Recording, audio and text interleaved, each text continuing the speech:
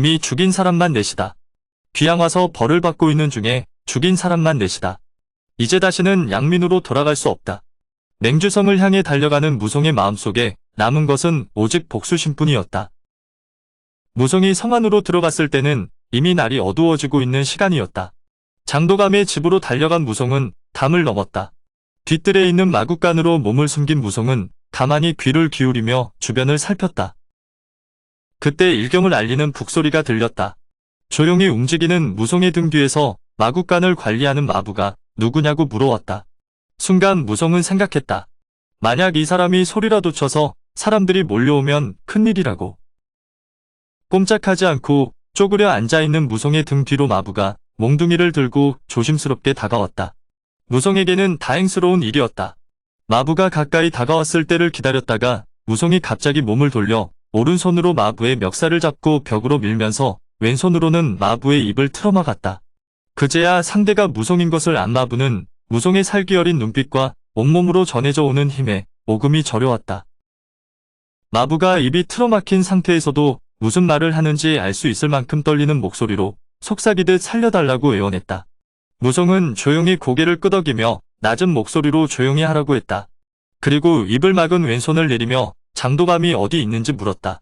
마부는 장도감이 장달련과 장문신을 데리고 원악묘에서 하루 종일 술을 퍼마시고 있다고 알려주었다. 마부는 거짓말이 아니라며 손까지 내저었다. 무송도 마부의 말이 거짓이 아님을 알았다. 하지만 마부를 살려둘 수는 없었다. 만약 묶어놓고 갔는데 마부가 끈을 풀고 도망이라도 간다면 군사들을 데려올 것이다.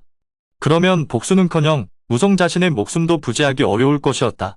거기다 이미 무송은 조금 전에 네 사람을 죽여 온몸에 살기가 흐르고 있는 상태였다. 생각이 거기까지 미치자 이미 피를 본 살기가 걷잡을 수 없이 무송을 휘몰아쳤다. 무송은 한 칼에 마부를 죽이고 시신을 으슥한 곳으로 옮겼다. 그러고는 무송은 집 안쪽으로 살금살금 다가갔다. 이날 밤은 달이 아주 밝아 움직이는데 큰 지장이 없었다. 무송은 이동 중에 불빛이 환한 곳이 보여 그곳으로 가보았다. 그곳은 부엌이었는데 거기에는 여종 둘이 있었다. 이미 여러 사람을 죽여 눈이 뒤집혀 있는 무송에게는 그 여종들도 장도감과 같은 패거리로 보였다. 이미 살기를 주체할 수 없었던 무송은 그대로 부엌으로 뛰어들어 여종 둘을 베었다. 그런 후에 부엌간에 등불을 껐다. 다시 무송은 좀 더 안으로 발걸음을 옮겼다.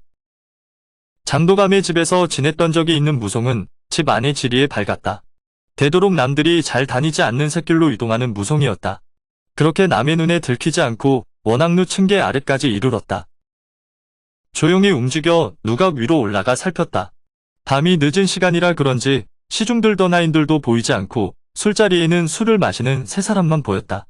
장도감은 비록 군권을 가지고 있는 사람이라도 선비에 가까운 사람이라 별거 없었지만 폐활림을 평정한 씨름꾼 출신의 건달 두목 장문신과 훈련소장으로 있는 장달련은 무인이었다. 아무리 하루 종일 술을 마시고 있다고 해도 무송이 앞뒤 재보지도 않고 무작정 뛰어들기에는 부담이 있었다. 그래서 좀 더 지켜보기로 했다. 그들 세 사람은 술을 마시며 서로가 상부상조하는 이야기를 나눴다.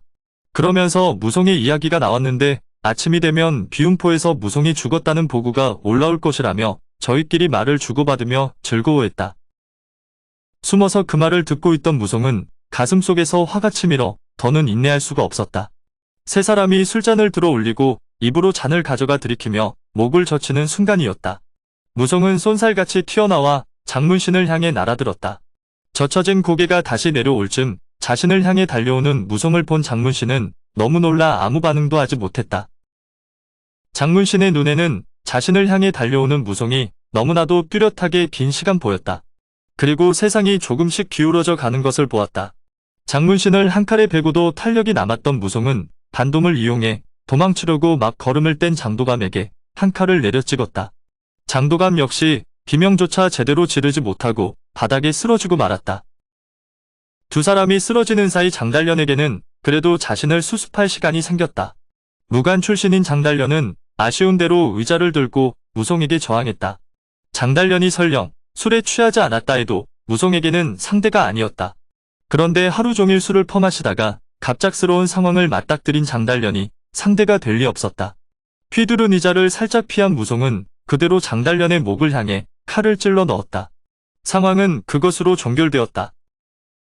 몸에서 끓어오르는 열기를 진정시킨 무송은 그 자리에 앉아 남은 술과 고기로 허기를 채웠다.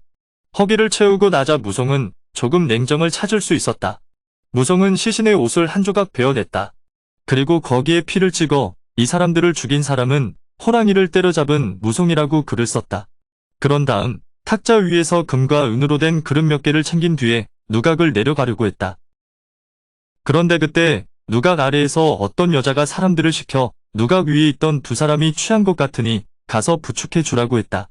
밤이라 멀리서 봤을 때 아마도 서 있는 무송을 세 사람 중에 한 명으로 알았던 것 같다. 그리고 아래에서 올려 봤을 때는 시신은 누워있는 사람처럼 보였을 것이다.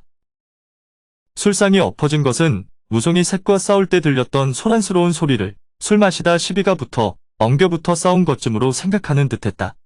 어쨌든 여자의 명을 받은 하인 두 사람이 누각 계단으로 올라오고 있었다. 복수를 끝마치고 나가려고 하던 무송에게나 집 안에 남아있던 사람들에게나 모두에게 더 큰 비극이었다. 하인 두 사람이 계단을 올라오면서 누각 안이 제대로 보일 때쯤에서 본 것은 참혹한 광경뿐이었다. 세 사람은 피투성이로 죽어 있었다. 너무 놀라 소리조차 제대로 내지 못하고 두 사람이 서로 빤히 쳐다보기만 할 때였다. 그들 등 뒤에서 무송이 칼을 횡으로 그었다. 그러자 두 사람의 목이 떨어지며 피가 분수처럼 치솟았다. 순간 피에 옷이 젖든 무송의 온몸에 핏빛 비가 내렸다. 질비하게 나자빠진 시체들을 보며 피맛을 본 악귀처럼 무송은 중얼거렸다. 하나를 죽이나 100을 죽이나 무엇이 다르겠는가. 진정되었던 살기가 또다시 온몸을 휘어감았다. 그때 무슨 일이냐고 소리치며 다가오던 여자가 무송이 등 뒤에 서자 누구냐고 소리쳤다. 무송은 대답 대신 칼을 휘둘렀다. 그 칼에 쓰러진 여자는 장도감의 아내였다. 그때 워낙 누가 소란스러워 다가오는 또 다른 여인들이 있었다. 바로 옥난이가 두 요종을 거느리고 오는 것이었다. 옥난이가 등불을 밝히며 오다가 마님이 피투성이로 죽어있는 것을 보고 비명을 질렀다. 무송은 자신을 함정에 빠뜨린 사람 중에 하나인 옥난이를 보자 분노가 치솟았다. 옥난을 향해 달려간 무송은 한 칼에 옥난을 베어버렸다. 그리고 옆에 있던 두 요종도 함께 베어버렸다. 무송은 그대로 장도감의 집을 나와 성문으로 향했다. 늦은 밤이라 성문은 굳게 잠겨 있었다. 하지만 날이 밝아 성문이 열릴 때까지 기다릴 수는 없었다. 다행히 맹주성은 그리 큰 성이 아니라 성벽이 별로 높지 않았다. 무송은 그런 성벽 중에서도 특히 낮은 곳을 골라 담을 넘어 도망쳤다. 한편 그날 해가 뜨기 바쁘게 맹주성은 발칵 뒤집혔다. 장도감의 집에서 가까스로 무송의 칼부림을 피해서 몸을 숨기고 있던 사람들이 나와 현청으로 가서 간밤에 참상을 고했기 때문이다. 너무 큰 사건이라 지부가 직접 현장을 가서 확인해보니 집안에서 죽은 사람만 15이었다. 그리고 다음날 비운포에서 내구의 시신이 떠올랐는데 그 중에 무송을 호송하던 두 공인도 있는지라 이 역시 무송이 지심을 알았다. 무송은 즉시 맹주 전체에 수배되었다. 그 무렵 무송은 의용제를 맺은 인육주점을 하는 장천의 도움으로 노지심이 있는 일용산 산채로 들어간다. 오늘의 영상은 여기까지입니다. 영상이 도움이 되셨다면 구독과 좋아요, 알람 설정 부탁드립니다. 시청해주셔서 감사합니다.